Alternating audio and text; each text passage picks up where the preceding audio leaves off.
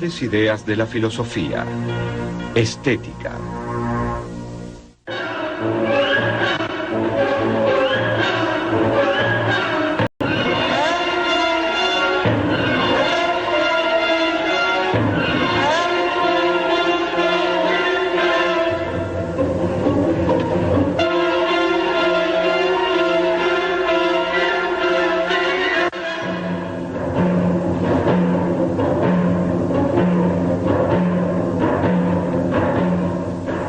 La estética es el estudio filosófico sobre lo bello y sobre el arte. Si bien la palabra arte implica la idea de belleza, en realidad estos dos términos son muy diferentes.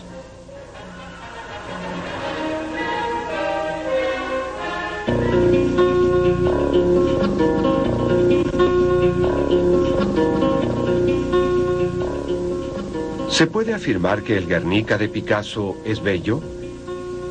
Posiblemente no nos pondríamos de acuerdo.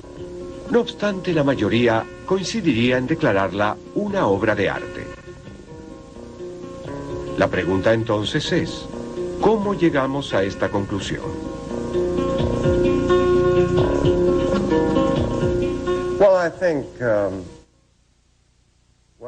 Bueno, creo que en términos generales la filosofía del arte se ocupa de lo que es una obra de arte, de lo que hace que algo sea una obra de arte, y de las diferencias entre las obras de arte y todo lo demás. Al menos allí es donde debemos empezar. Y eso sucede inevitablemente con la mayoría de los temas filosóficos.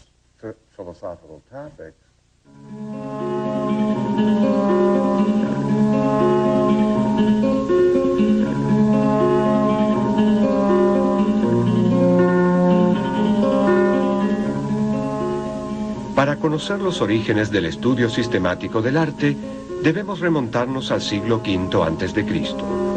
En Atenas, el gran filósofo Platón enseñaba que la verdadera naturaleza de las cosas efímeras del mundo es su idea.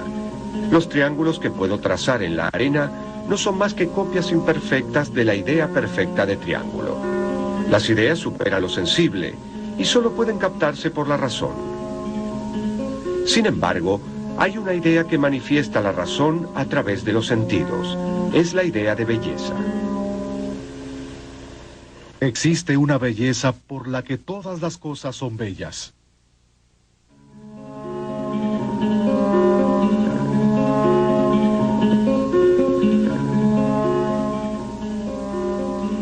En el banquete, Platón argumenta que la manifestación bella atrae a quien la ve.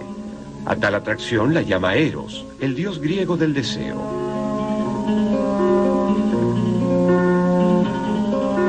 Impulsado por la atracción erótica de lo bello, el filósofo trasciende la visión de lo que es bello y supera el mundo sensible para alcanzar la contemplación de la idea pura de belleza.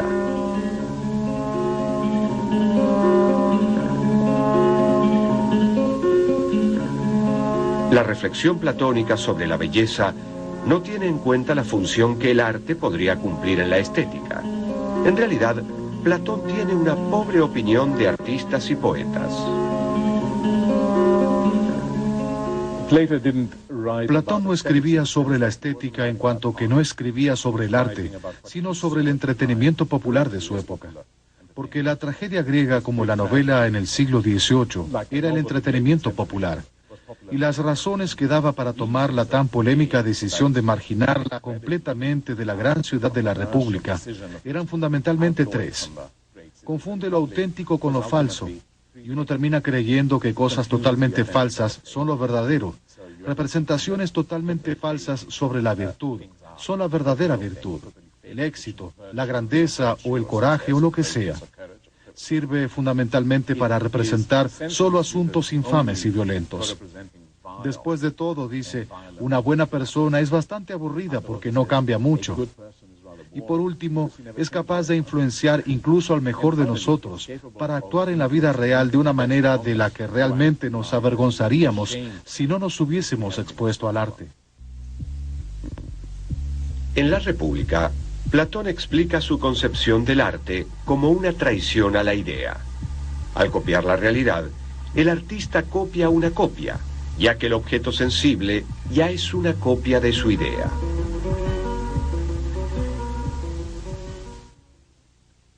Lo bello en sí no es este objeto ni aquel otro, sino algo que les comunica su propio carácter.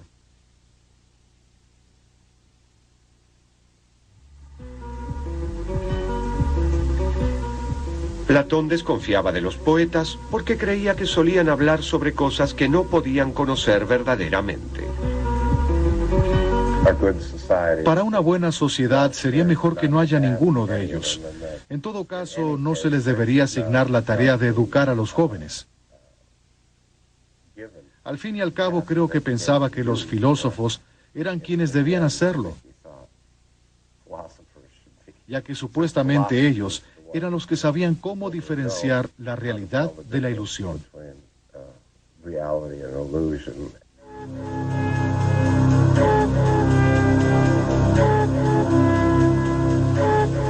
Aristóteles, discípulo de Platón, escribió La Poética, uno de los libros más influyentes en la teoría del arte de todos los tiempos. Para muchos, la poética constituye una refutación a la crítica que Platón hace al arte, ya que según Aristóteles, provocar emociones fuertes, tal como la compasión y el miedo, era bueno para los atenienses.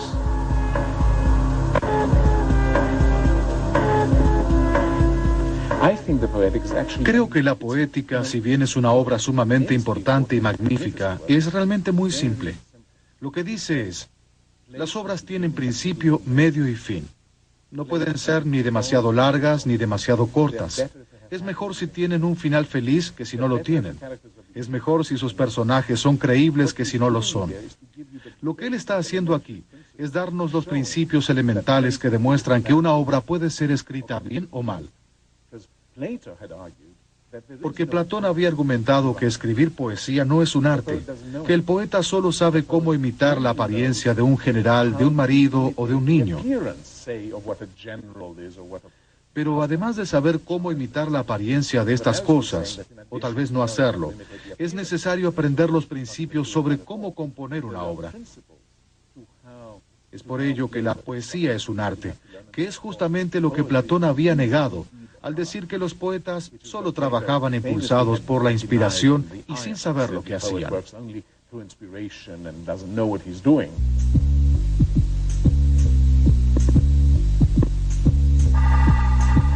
A diferencia de Platón, Aristóteles no habla de la idea de belleza pura, sino que analiza una forma artística específica, la tragedia.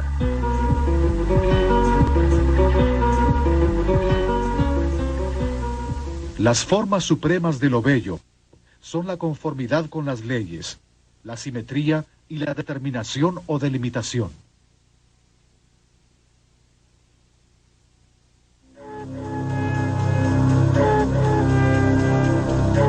De su análisis de la tragedia, Aristóteles deduce reglas de composición. La más famosa es la regla de las 3 unidades: unidad de acción, de tiempo y de lugar.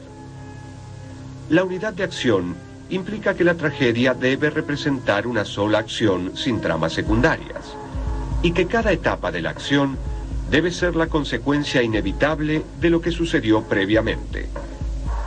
En cuanto a la unidad de tiempo, la trama no debe exceder las 24 horas. Y finalmente, la unidad de lugar consiste en que todo debía ocurrir en la misma localización. Pero, ¿qué pasó en la Edad Media? En el Medioevo no hay una estética propiamente dicha. En este periodo, lo bello es absorbido por una fascinación arrolladora por la dedicación a Dios. La teoría del arte fue reformulada meramente como técnica.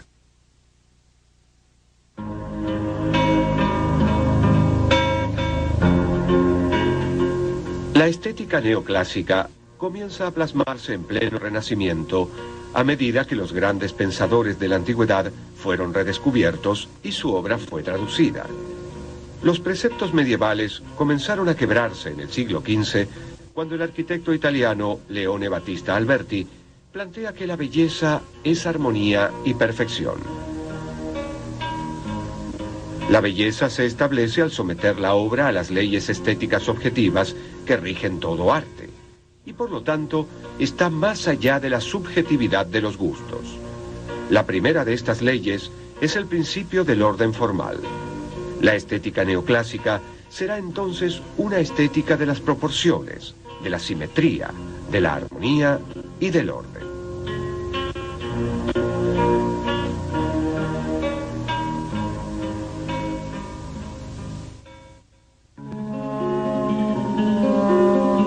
Las bases de la estética, como se la estudia en la actualidad, surgieron en Inglaterra en el siglo XVIII durante un período de notable actividad intelectual. Aquí encontramos el primer sistema moderno de arte, según el cual las artes se mantenían unidas a través de la imitación de la naturaleza. Aquí también encontramos la primera formulación de desinterés estético, es decir, la idea de que existe una actitud especial de desinterés hacia los problemas prácticos, la cual es esencial para valorar el arte.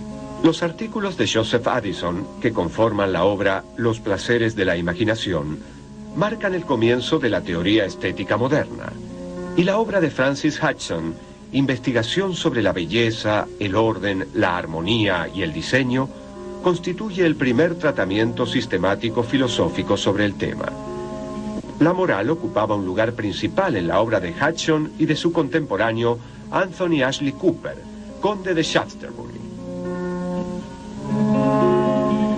Shaftesbury consideraba que no se da un verdadero goce estético si éste no proviene del bien, ni un verdadero placer moral si no incluye lo bello.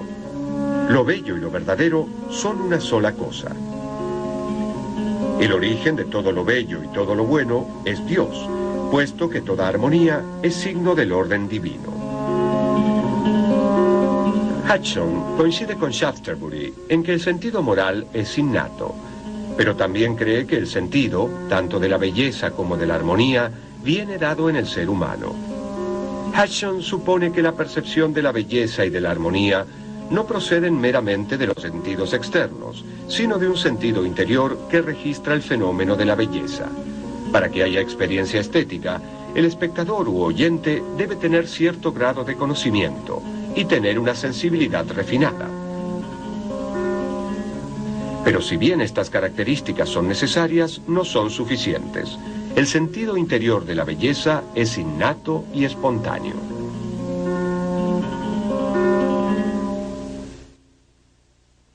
Las ideas que la belleza y la armonía provocan en nuestra alma nos placen necesaria e inmediatamente, igual que las otras ideas sensibles.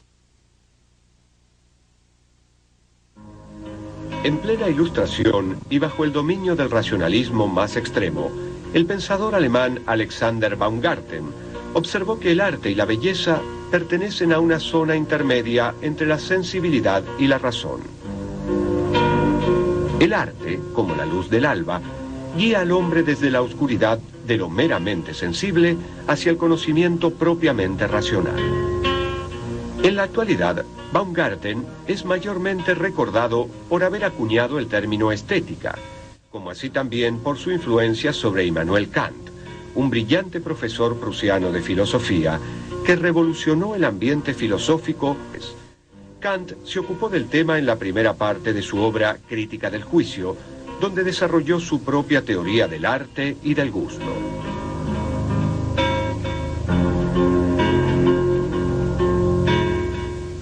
En otra obra seminal, Crítica de la razón práctica, Kant examina la acción humana y desarrolla las nociones de necesidad y libertad, y concluye que en la medida en que esos dos ámbitos, el de la naturaleza y el de la libertad, estén separados, el hombre queda desgarrado como ciudadano de dos reinos.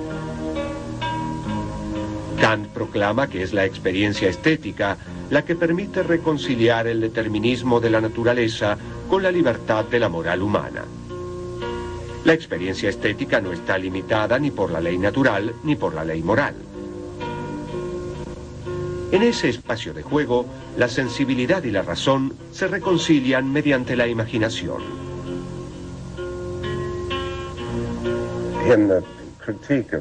En la crítica del juicio, Kant dice: en una pintura o en un poema no existe casi nada que no pueda ser tratado como algo bello.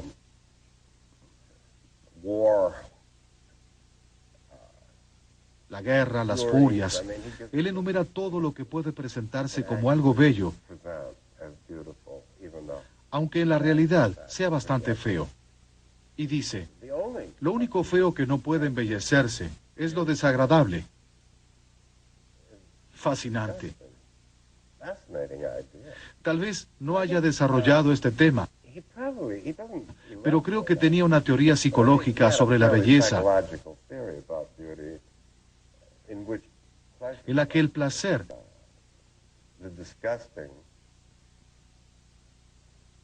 y lo desagradable provoca dolor, en tanto que es la naturaleza misma de lo desagradable lo que queremos hacer desaparecer, sacar, escupir, vomitar. Es muy interesante.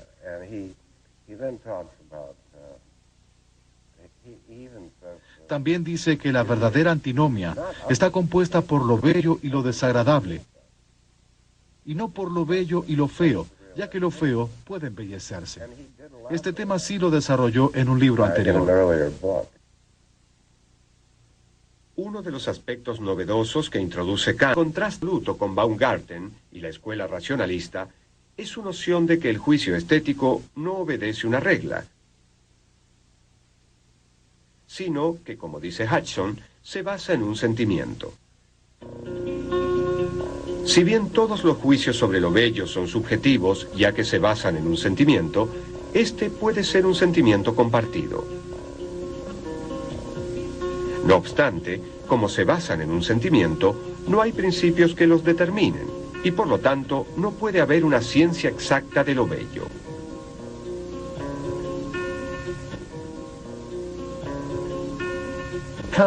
Kant estaba absolutamente en lo cierto cuando dijo que el juicio del gusto, decir esto es bello, no está regido por conceptos, por lo cual no se puede hacer una descripción que sugiera que el objeto es bello. No es posible decir es blanca y simétrica y tiene un aspecto peculiar y su doncella está a su lado en la cama, por lo tanto es bella o es bello. No se puede hacer eso. Pero el motivo no es que bello sea un concepto peculiar como él pensaba, sino porque el juicio del gusto no es una conclusión. Es una hipótesis, o mejor dicho, una suposición sobre lo que va a suceder cuando uno pase tiempo con este objeto. Pero, como dije, no se puede decir de antemano qué es lo que va a suceder. Es por eso que me gusta pensarlo en función de lo que dijo Stendhal al definir la belleza como una promesa de felicidad. Es una promesa que no es necesario cumplir, o peor, que puede cumplirse y puede ser decepcionante, o peor aún, que puede cumplirse y ser perjudicial para uno y uno no lo sabe. Kant afirma que lo que causa satisfacción en el juicio estético es la forma pura que se experimenta en una contemplación desinteresada. Kant retoma la valoración del artista como creador, originalmente formulada por Addison en Inglaterra en el siglo XVIII, inspirado por el Tratado sobre lo Sublime de Longinus y la fórmula de un modo sumamente influyente y original. La noción de Kant del artista genio sostiene que el artista es considerado no como artesano hábil, sino como individuo excepcionalmente sensible y superior. Es en la obra del genio, en la obra del artista inspirado, donde la naturaleza muestra su cara oculta. A través del genio, la naturaleza proporciona reglas al arte. A fines del siglo XVIII, Friedrich von Schiller retomó y amplió las ideas de Kant. Schiller articuló su propuesta de una educación estética, entendida como formación de un hombre plenamente libre. Schiller sostiene que el arte hace al hombre más humano, y es la condición necesaria de cualquier orden social que no pretenda basarse en la coerción totalitaria, sino en la libertad racional. Cuando cultivamos nuestras facultades estéticas, cultivamos nuestras facultades morales. Tanto así que la educación estética hace superflua una educación moral.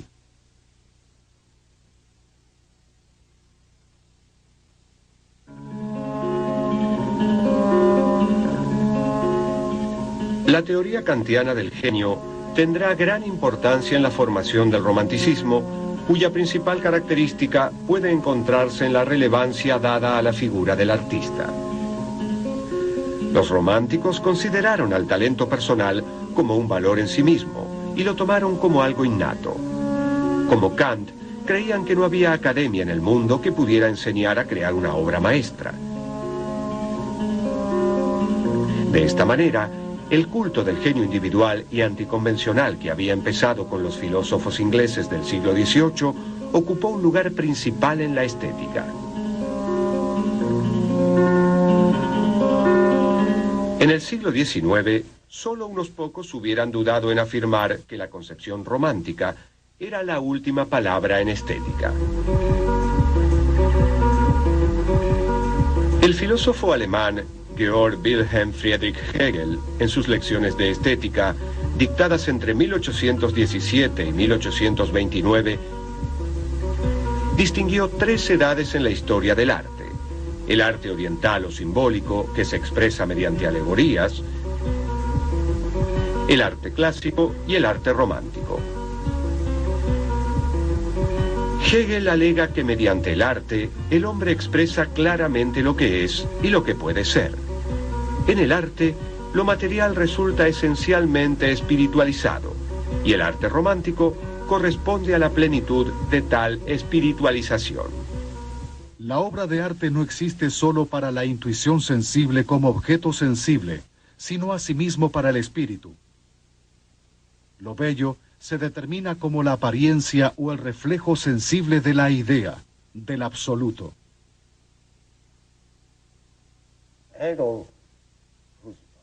Creo que el libro más importante de Hegel fue Estética. El propósito de Estética es argumentar que el arte ya no es necesario, que en realidad está llegando a su fin.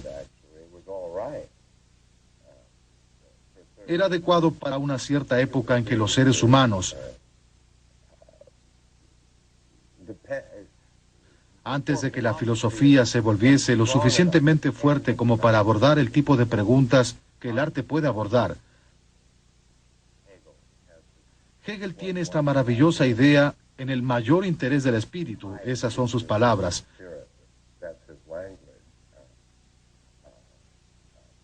Que el arte podía presentar los valores que definen la vida humana en representaciones simbólicas, en estatuas, en imágenes.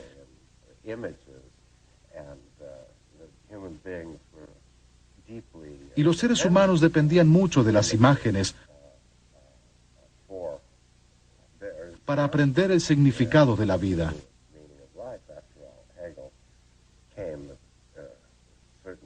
Después de todo, Hegel llegó a un punto de la historia de la cristiandad en que todo el esfuerzo de la Iglesia consistía en presentar sus enseñanzas de manera muy realista. Y Hegel pensaba que habíamos llegado a un punto en que ya no necesitábamos al arte, como si fuera un área que perteneciera a la infancia de la humanidad.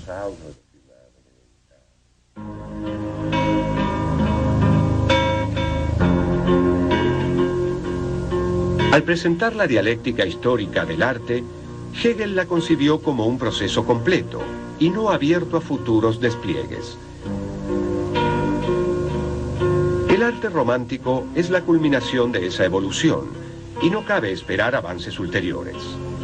Hegel representa un punto de inflexión en la estética porque rechaza la teoría del arte como representación.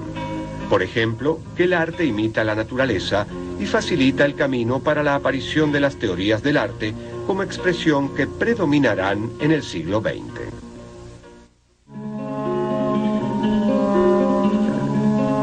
En la misma época en que la reflexión estética de Hegel alzaba vuelo, otro filósofo alemán, Arthur Schopenhauer, ubicó al arte en el centro de su propio pensamiento.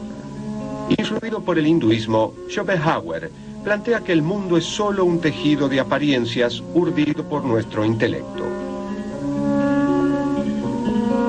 La realidad es en sí solo voluntad de vivir, que late en lo más profundo de todo lo que hay, no solo en los seres orgánicos, sino incluso en la naturaleza inanimada.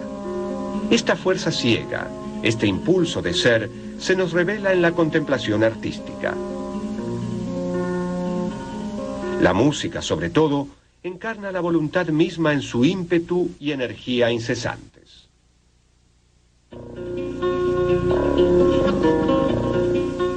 Para Schopenhauer, como para ningún otro filósofo, la música era la máxima expresión de las bellas artes, el arte romántico, el arte del siglo.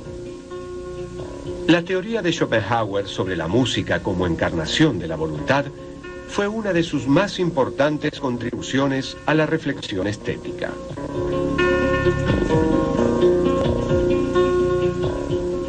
Si los animales y los seres humanos son el objeto de representación y contemplación estética, entonces el placer es la comprensión objetiva de estas ideas, que son las revelaciones más claras de la voluntad.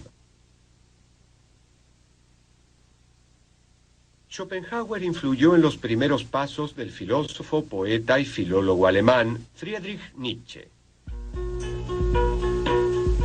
Nietzsche rechazó el pesimismo de Schopenhauer y reinterpretó a la voluntad como voluntad de poder. En su obra El origen de la tragedia, Nietzsche afirma que el arte es un gran sí a la vida, más allá de lo lógico y racional. El arte, dice Nietzsche, consta de dos principios, el apolíneo y el dionisíaco. El apolíneo remite a Apolo, dios de las imágenes nítidas que aparecen bajo la luz solar y de las imágenes borrosas del sueño. Se lo asocia a lo visual, lo figurativo, lo imaginario. En las artes plásticas predomina lo apolíneo. Es un principio de alegría, de purificación a través de la imagen. El principio dionisíaco del arte remite a Dionisio, el dios de la embriaguez. Se lo asocia a la disolución del yo, a la pérdida de límites, al delirio. En la poesía lírica y la música prevalece lo dionisíaco. Es un principio de goce donde desaparece la individuación para sumergirse en la voluntad universal. Él creía algo muy interesante, que era que ambas tendencias o aspectos de la naturaleza humana se combinaban en lo que él denominaba la mayor expresión artística del mundo, a saber, la tragedia griega ateniense, que representa a lo dionisíaco en el coro, que está presente allí como un grupo que baila, canta y comenta la acción, y luego en la acción en el escenario, que siempre se desarrolla en función de personajes individuales, y cuya historia central, según Nietzsche, gira en torno al héroe individual, que intenta hacer más que lo que un individuo es capaz de hacer. Se destruye en el proceso, pero no obstante lo celebra, ya que de cierto modo es inevitable que los grandes seres humanos traten de hacer precisamente eso. En todo arte se produce la combinación y síntesis de ambos principios. El estado espiritual propio del arte es mitológico. El aporte de Nietzsche no es tanto la elaboración de una estética sistemática, sino una invocación de ese estado espiritual sagrado, festivo, mitológico. Solo el arte puede reemplazar a las antiguas mitologías. Y así llegamos al siglo XX. El problema más acuciante y persistente que enfrenta la estética contemporánea es la noción misma de arte. En la primera mitad del siglo, la visión dominante fue la que se conoció como la teoría del arte como expresión, cuyo defensor más famoso tal vez sea León Tolstoy, y que fuera formulada definitivamente en 1938 por el filósofo de Oxford Robin George Collingwood. Esta teoría afirmaba que el arte es la expresión de un sentimiento, definiendo expresión y sentimiento de distintas maneras.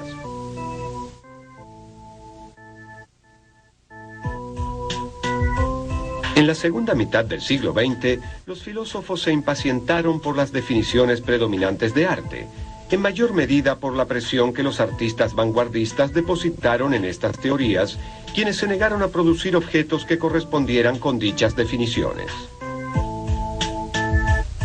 En respuesta a esto, algunos se volcaron hacia la nueva filosofía del lenguaje, promovida por Ludwig Wittgenstein en su influyente obra Investigaciones filosóficas, publicada por primera vez en 1953. ¿Creen ustedes que yo tengo una teoría? ¿Creen que estoy diciendo qué es esto y aquello? Yo describo, doy ejemplos. Para estar en claro acerca de las palabras estéticas, ustedes tienen que describir modos de vida.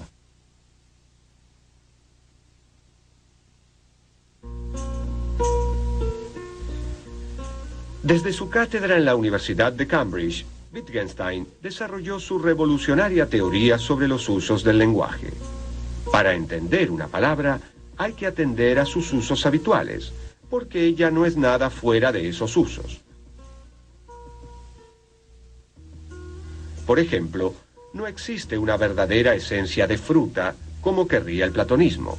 Lo que hay es una serie de entidades como manzanas, ciruelas, naranjas, que tienen algún aire de familia. El aire de familia justifica que se les dé una denominación común, la palabra fruta.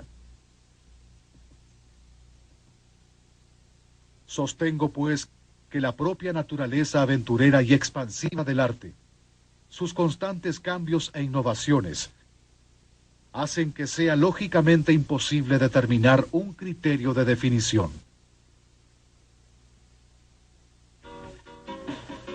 En 1956, el filósofo Maurice Bates retomó la noción de aire de familia postulada por Wittgenstein y la aplicó al arte, afirmando que no hay condiciones necesarias ni suficientes para que algo sea considerado una obra de arte. Lo mejor que puede hacerse es identificar un conjunto formal de semejanzas. Como las formas artísticas no son estáticas, ninguna teoría del arte es realmente posible, y los intentos por llegar a una definición de arte deben abandonarse. En lugar de preguntarse por la naturaleza y la esencia del arte, es más útil analizar su función y el tipo de ideas que representa.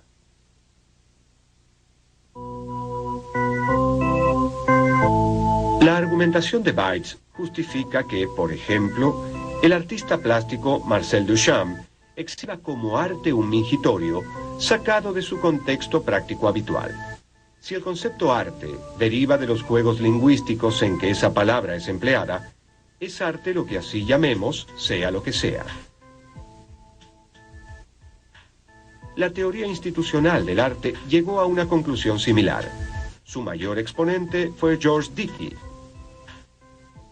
quien propuso fundamentalmente que una obra de arte podía ser cualquier cosa que la institución del mundo del arte considere como tal.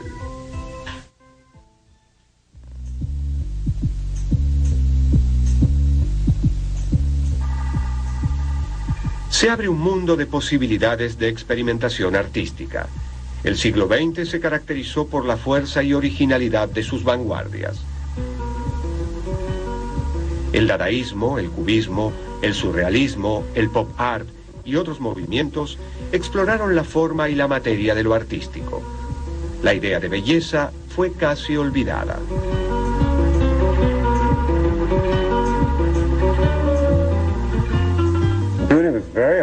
Podría decirse que la belleza estuvo fuera del tapete durante mucho tiempo. Nadie hablaba sobre ella en la década del 60.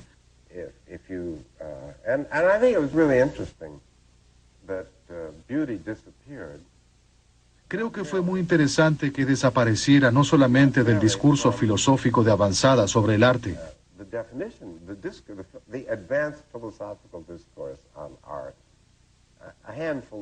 Un grupo de filósofos analíticos, Richard Wollheim, George Dickey, uno o dos más y yo, nunca hablábamos sobre la belleza. Y yo particularmente consideraba que era bueno que no lo hiciéramos. No creo que nadie supiera cómo abordarla, pero no parecía ser necesario cuando estaba elaborando este tema.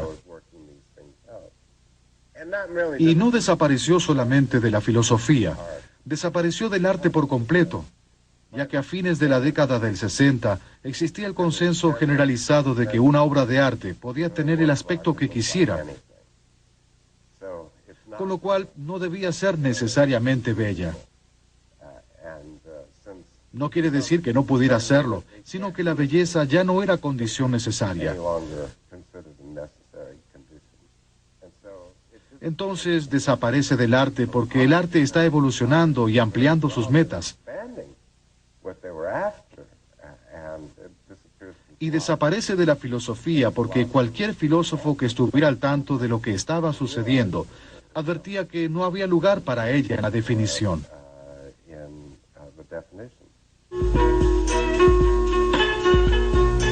Al no imitar la naturaleza ni someterse a pautas fijas o modelos previos, la obra de vanguardia rápidamente genera encendidas polémicas.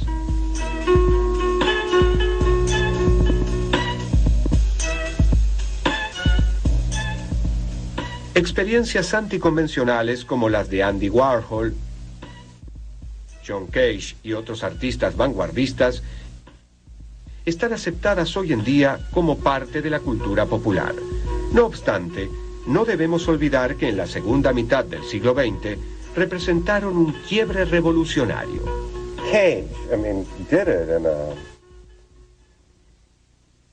Cage fue profundamente revolucionario cuando en 1952 presentó una pieza para piano famosa denominada 4 minutos y 33 segundos,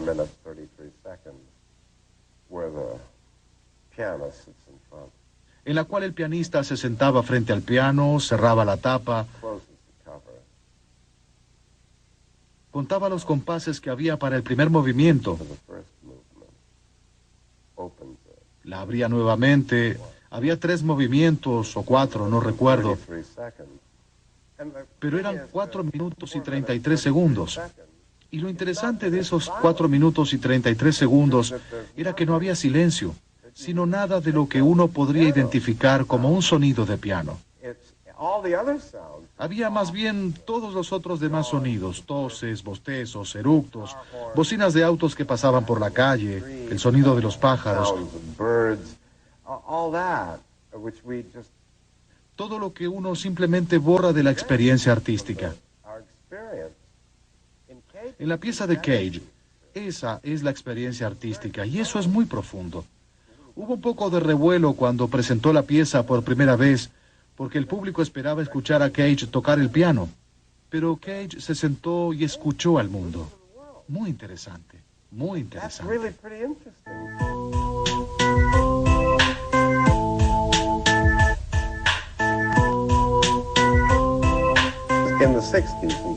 En especial en la década de los 60, todo cambió muy radicalmente.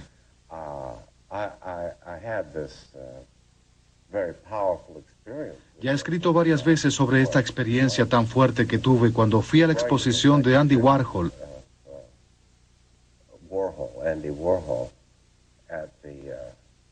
en la Galería Stable, ubicada en la calle 74 Este de Nueva York. Era un espectáculo del cual todos hablaban. ¿Has visto el espectáculo de Warhol?, decían todos. Marcaba el ritmo del mundo artístico. No era posible seguir adelante sin haberlo visto.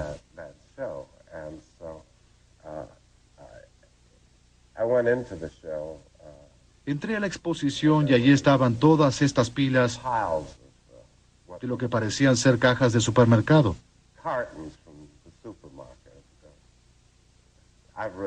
Ya he escrito sobre la caja de jabón Brillo Box, pero estas eran cajas de copos de maíz Kellogg's, de ketchup Heinz, de pizzas Del Monte.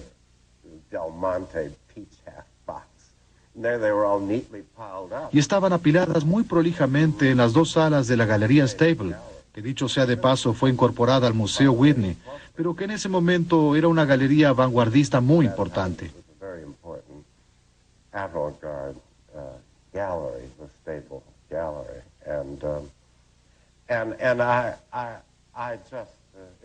Fue una revelación para mí, porque fue la primera vez que pude ver cómo pensar filosóficamente sobre el arte. Nunca había sabido cómo hacerlo y no había nada en los libros que pudiera habérmelo enseñado. Y aquí estaba esta pregunta lista para hacerse. Y estaban estas cajas en una galería de arte y se las vendía como obras de arte.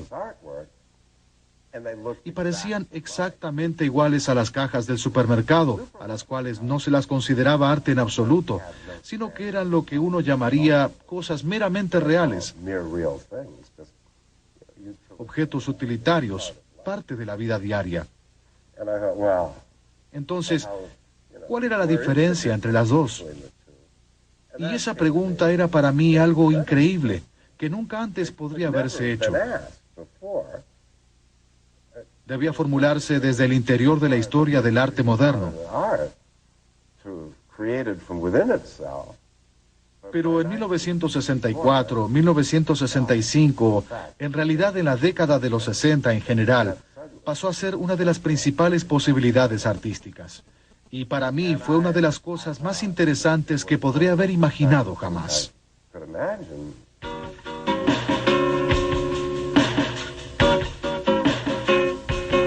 Poco a poco, el arte de vanguardia fue inevitablemente absorbido por la sociedad de consumo. A principios del siglo XX, se menospreciaba al arte masivo.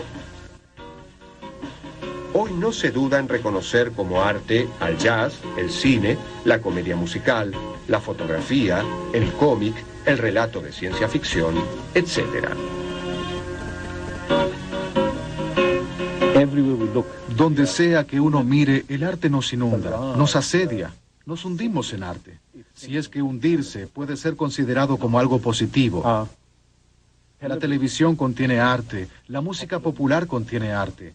La novela, que ahora es considerada como el paradigma de la literatura de alto nivel artístico, era vista en sus comienzos, no más de 250 años atrás, como el peor tipo de arte popular. Coleridge la denuncia diciendo que no se trata de un pasatiempo, sino un tiempo muerto. Dijo, allí donde la novela predomine, la mente humana habrá desaparecido. Y sin embargo, hoy en día se la considera una forma muy prestigiosa y admirable de arte. Y no podemos apartarnos de ella. En 1934, el filósofo estadounidense John Dewey afirmó que la estética se encuentra siempre vinculada a la sociedad como un todo. El arte contribuye a realizar la vida de un pueblo. Este enfoque ha sido calificado de sociologista. El sentimiento en una obra de arte no es una experiencia meramente personal, sino que debe tener un carácter universal.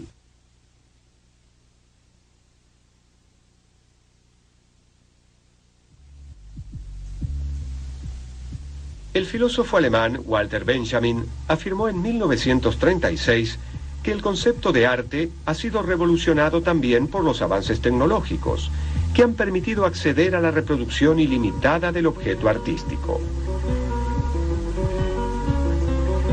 La obra de arte ya no se caracteriza por su unicidad e irrepetibilidad. Un cuadro es único, pero un póster no lo es. Una película se puede proyectar simultáneamente en cientos de salas cinematográficas. Un programa de TV puede ser visto por los espectadores de todo el mundo y puede ser repetido o grabado. La estética se ve obligada a ocuparse de esta nueva realidad y en particular del poder de la televisión. Creo que actualmente la televisión mundial en general es reconocida como un medio que puede contener arte. No creo que toda la televisión sea arte. Puede ser novedosa, comercial, destinada a vender. Hay de todo tipo.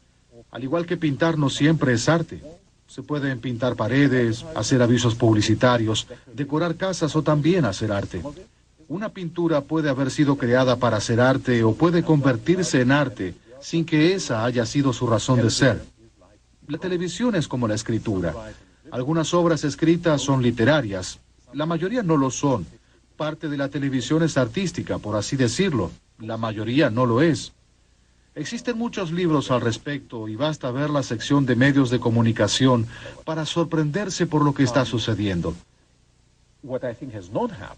En cambio, creo que los intelectuales serios no le prestaron debida atención, o si lo hicieron, por lo general la denunciaron en su totalidad o la defendieron de un modo no particularmente útil.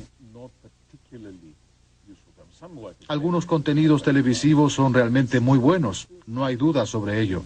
Sin embargo, los académicos e intelectuales todavía sospechan sobre la televisión porque suelen considerarla como algo monolítico, una sola cosa que deben o bien aceptar o rechazar en su totalidad. La estética contemporánea involucra al observador en la creación del objeto artístico, requiriendo una nueva sensibilidad, tanto del artista como del público. ¿Qué valoramos en una obra de arte?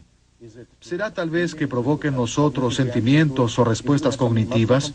¿O es algo mucho más complejo? Por ejemplo, creo que para valorar una obra de arte no es suficiente decir es magnífica. Valorar una obra de arte no significa simplemente que a uno le guste. Valorarla es vivirla, lo cual implica en un nivel muy elemental, no un nivel altamente filosófico, cambiar los hábitos. Y si usted encuentra una obra de arte que le gusta, usted va a verla, o leerla, o escucharla, o lo que sea. Hablará con otras personas que la hayan visto, o escuchado, o observado, o lo que sea. Leerá diferentes libros, conocerá diferentes personas, irá a diferentes lugares a donde nunca había ido. En otras palabras, cuando le gusta algo de esa manera, usted cambia su vida naturalmente a causa de ello. Y la pregunta es, ¿qué efecto produce a largo plazo? Y muchas personas creen que si el arte se valora, es porque debe producir efectos buenos. Me refiero a efectos moralmente buenos. Los filósofos deberían ayudar a las personas a pensar más claramente. Pero al mismo tiempo hay que tener cuidado. Volvamos a lo planteado por Barnett Newman.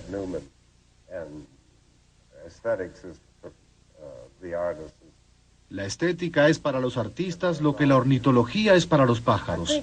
Creo que las personas en el campo de la estética consideraban que eso es lo que debían estar haciendo. Y Newman diría, aquí está el esteticista y aquí están los artistas.